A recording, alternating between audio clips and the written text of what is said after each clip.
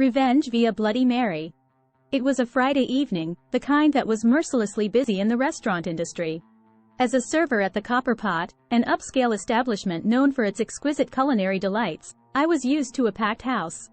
But nothing could have prepared me for the large group that barged in unannounced, all 15 of them, and my manager, ever the people-pleaser, saddled me with them.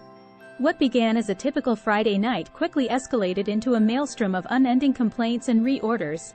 They grumbled about the chicken being too dry, the bread too hard, the pasta too al dente.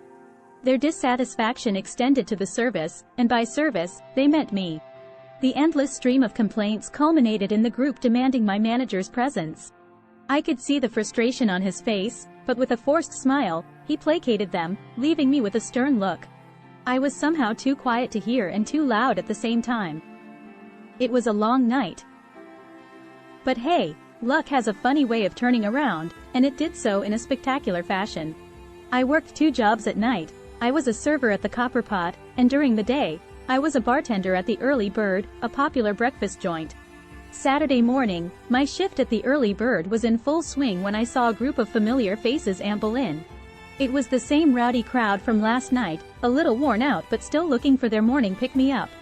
I felt a smirk creeping onto my face as they made their way to the bar and ordered their usual Bloody Marys. And yes, they wanted them extra spicy. Ah, the perfect opportunity for some sweet revenge. I assured them that they'd be served the spiciest Bloody Marys they'd ever had. As I assembled the drinks, I reached for our hottest hot sauce, a crimson concoction that had an uncanny knack for making one's eyes water. Remembering their demand, I added an extra generous pour, relishing every drop that blended into the drink. The group watched with interest, unaware of the fiery surprise awaiting them.